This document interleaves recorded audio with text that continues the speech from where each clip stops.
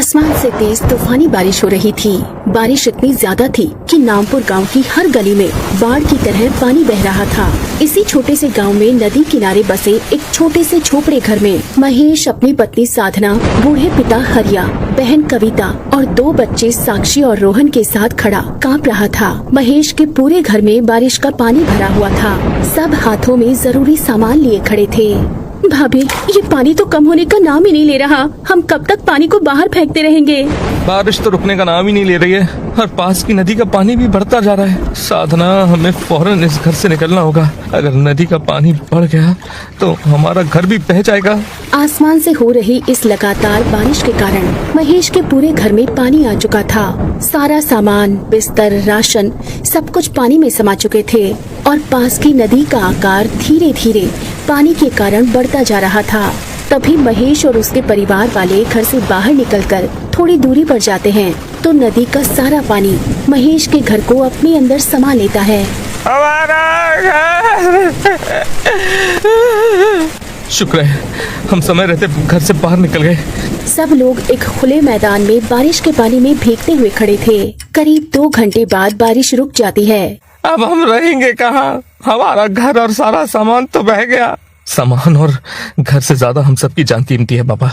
चलिए हम किसी से सहायता मांगते हैं। पूरा परिवार गांव में घूमकर हर किसी से मदद की गुहार लगाता जाता है, पर बारिश के कारण किसी का कुछ न कुछ नुकसान होने के चलते कोई भी महेश और उसके परिवार की सहायता नहीं कर रहा था। तभी सब गांव के सरपंच के घर जाते हैं। हम गरीबों की सहायता कीजिए सरपंच साहब। सर छुपाने हमारे पास घर भी नहीं रहा। बारिश के पानी से हमारा घर सामान सब बर्बाद हो गया।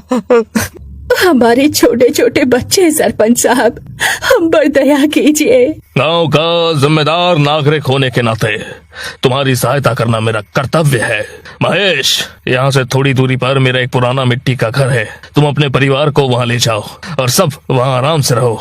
थोड़े समय बाद हरिया और सब सरपंच के पुराने घर में जाते हैं। इस घर में बारिश का थोड़ा पानी जमा हुआ था और छत का भी थोड़ा हिस्सा टूटा हुआ था। यहाँ पर तो छत में कितना बड़ा छेद है। यहाँ की दीवारें तो पानी से पूरी गीली हो चुकी हैं। हम यहाँ भी ठीक से नहीं रह पाएंगे भैया।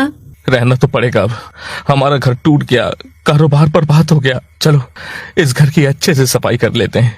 थोड़े समय बाद सब घर की सफाई कर लेते हैं। साधना और कविता मिट्टी का चूल्हा और मिट्टी के कुछ बर्तन बना लेते हैं। अब हम क्या करेंगे बाबा? हमारा ईंटें बनाने वाला कारोबार तो बर्बाद हो गया। बरसात का मौसम चल रहा है, लगता है अब हमारी भट्टियां नहीं लग पाएंगी। अब तो कोई और दूसरा काम देख ले बेटा। बरसात का मौसम खत्म होने के बाद हम फिर से ईंटें बनाने का काम शुरू कर देंगे। हरिया और उसके परिवार वाले ईंटें बनाने का काम करते थे। नदी के पास रहकर वो मिट्टी से ईंटें बनाते और उन्हें बेचते थे। पर बरसात के इस मौसम में अब ईंट भट्टा लगाना नामुमकिन था। मैं दूसरा कोई काम देख कर आता हूँ और लौटते समय राशन और एक प्लास्टिक पेपर लेकर आऊंगा। हमें टूटी छत पर प्लास्टिक लगाना होगा, वरना बारिश का पानी इस छेद से घर के अंदर आता रहेगा। आपके पास पैसे हैं क्या जी? हाँ, थोड़े बहुत हैं। महेश घर से बाहर जाता है और काफी घूमने के बाद उसे एक ढाबे पर सफाई का काम मिल जाता है।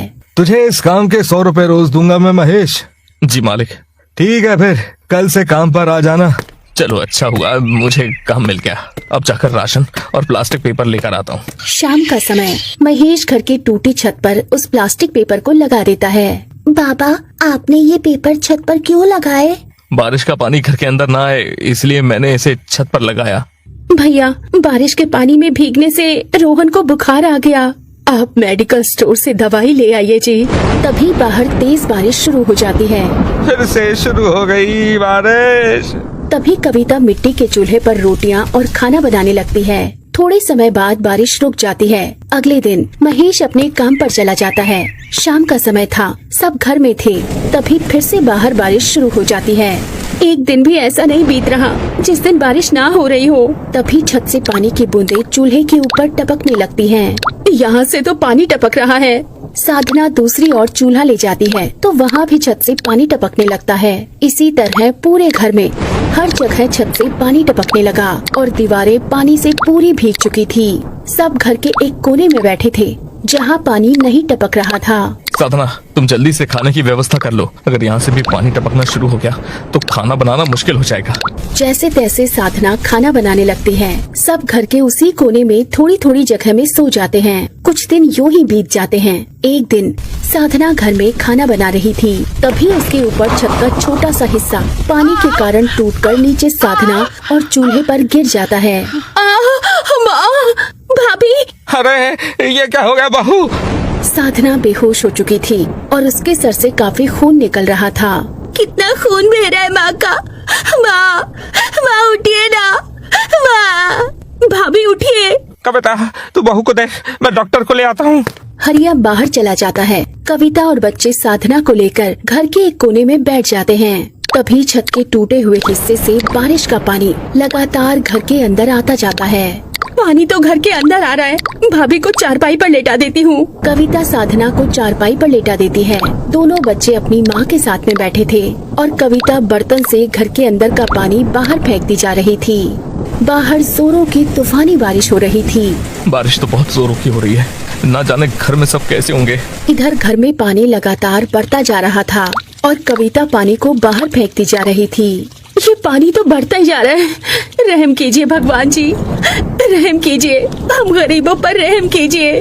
माँ उठिए ना, माँ। थोड़े समय बाद हरिया घर आता है। बाबा, डॉक्टर साहब कहाँ हैं? बारिश की वजह से कोई डॉक्टर नहीं आ रहा बेटिया। साधना के सर पर कविता ने कपड़ा बांध रखा था। तभी हरिया भी कविता के साथ घर में आए पानी को बाहर फेंकने लगता है।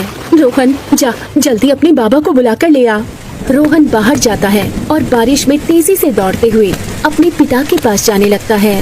तभी दौड़ते दौड़ते वो सड़क पर गिर जाता है।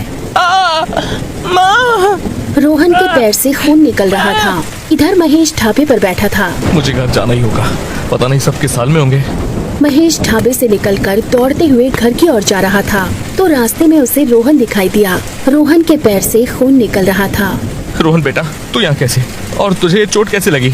बाबा, वो माँ। क्या हुआ तुम्हारी माँ को? थोड़े समय बाद महेश रोहन को लेकर घर आता है। साधना, उठो साधना, आंखें खोलो साधना। साधना होश में ही नहीं आ रही थी। महेश बेटा, अब इस घर में हमारा रहना ठीक नहीं है। पूरे घर में पानी भर चुका है, हमें तुरंत यहाँ से बाहर निकलना होगा। महेश साधना को उठाता है और सब मिलकर बाहर एक खुले मैदान में आते हैं। दामिनी की तस्वीर? क्या हुआ बाबा? बेटा, तेरी माँ की तस्वीर घर के अंदर है, रुक, मैं अभी लेकर आता हूँ। बाबा रुक जाइए, बाबा। हरिया जैसे ही घर के अंदर जाता है तभी घर की पूरी छत टूटकर नीचे गिर जाती है और हरिया की दर्दनाक मृत्यु हो जाती है। बाबा!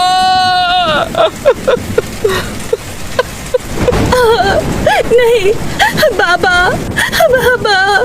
दोस्तों, दर्द का ये भयानक मंजर यकीनन हर किसी के शरीर के रोंगटे खड़े कर रहा था। मौत आए पर ऐसी दर्दनाक ना आए। अपने पिता की दर्दनाक मौत देखकर महेश कविता चीख चीख कर रो रहे थे। थोड़े समय बाद बारिश थम जाती है और बचाव कर्मी हरिया की लाश को उस मलबे से बाहर निकालते हैं और कुछ डॉक्टर साधना और रोहन का इलाज कर रहे थे। क्यों गए थे बाबा आप वापस घर में? क्यों आपने मेरी बात नहीं सुने बाबा? बाबा। जैसे तैसे दोनों भाई बहन एक दूसरे को संभालते हैं। अगले दिन सवेरे सब गांव के सरकारी हॉस्पिटल में थे। रोहन और साधना अब ठीक हो चुके थे। ये क्या हो गया महेश जी? क्यों ससुर जी हमें छोड़कर क्यों चले गए? क्यों हो रहा है हम गरीबों के साथ ऐसा? तभी वहाँ एक सरकारी कर्मचारी आता है। महेश भाई, बाहर गाड़ी आई है, आप सब जाकर गाड़ी में बैठिए। सरकार ने इस गांव को खाली करने का आदेश दिया है और शहर में आप सभी को पक्के मकान दिए हैं। आप सब वहां जाकर रहिए, यहाँ रहना अब किसी के लिए सुरक्षित नहीं है। अगले दिन महेश और सब शहर के एक पक्के मकान में थे।